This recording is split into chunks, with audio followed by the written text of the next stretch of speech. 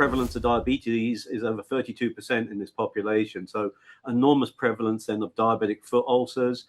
So this LCD for CMS to make the decision that topical oxygen is now medically necessary or meets the medical necessity requirements and is reasonable and necessary to treat. All right, welcome back inside our proactive newsroom. And joining me now is Dr. Mike Griffiths. He is the CEO of AOTI. And Dr. Griffiths, great to see you again. How are you? Doing very well, Steve. Good to see you. Yeah, so you've got some significant news out, and we'll talk about that in just a second. But let's remind everyone a little bit about the company and more importantly, what you do. Yes, so AOTI is a unique company focused on delivering chronic care outcomes to patients at home in the wound care space. And we're focused with a unique multimodality therapy called TWO2, topical wound oxygen, that delivers cyclically pressurized topical oxygen to wounds to heal them more durably. Okay. You got major news today from the regulatory body, the Centers for Medicare and Medicaid Services, issuing something called an LCD. So tell me a little bit about this milestone for the company. Yeah, so this is really a transformative milestone. The company has been able to treat patients in a number of sectors, the Veterans Administration, certain Medicaid sectors today where we've had coverage. And this is really the unlocking of the genie that allows us to open up to broader market sectors. And the CMS had published what they call their proposed local coverage determination. And it's a local coverage determination covering all 4 regions. So effectively, it's nationwide coverage. Saying that topical oxygen is now reasonable and necessary for Medicare beneficiaries. So this is Medicare enrollees, so over 65. And as it works through the process from proposed through public comment to final, ultimately then it will open up that whole market opportunity to us.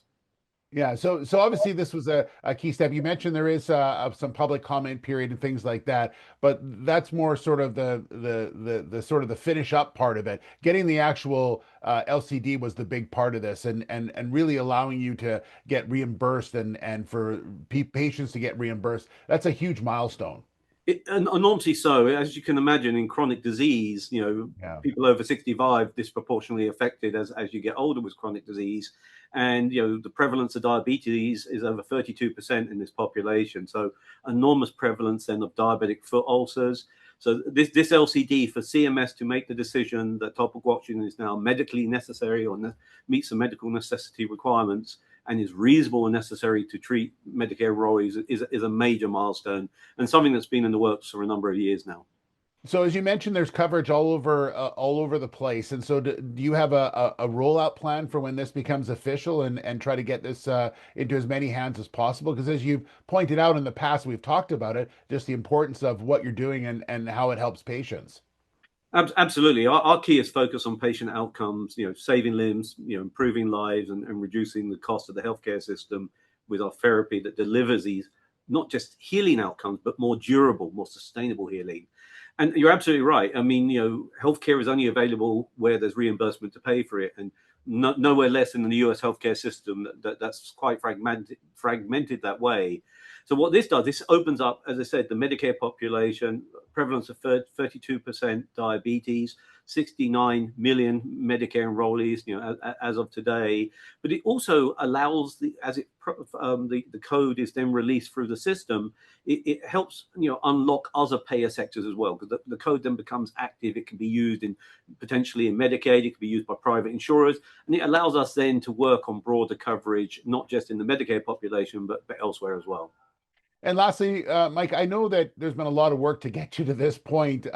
Just your feeling about where you're at right now with the company and all the work that's been put into this, and really where you're about to go, which seems like it's on a trajectory that's very high.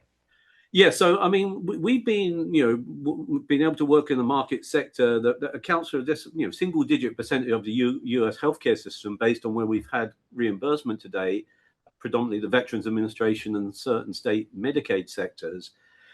This opens up the opportunity, of patients and be able to help people 65-fold in our opinion. So it's an enormous multiplier that over time will unlock access to these patients. And obviously, it doesn't happen overnight. It would be sequential over time as things process through. But it allows us to get out there to be able to help heal, the wounds that we estimate over 2 million patients, that are suffering from, that we could impact. So a significant magnifier of the opportunity, obviously access to care for these patients with clinically proven effective treatments that now CMS in their assessment have agreed as well. Yeah, incredibly important announcement for sure. Dr. Griffiths, thank you so much. Great to catch up with you. Congratulations on this, and we look forward to following the stories that continues to develop. Thank you. Good speaking to you again, Steve. Yeah, good speaking to you as well. Dr. Mike Griffiths, the CEO of AOTI.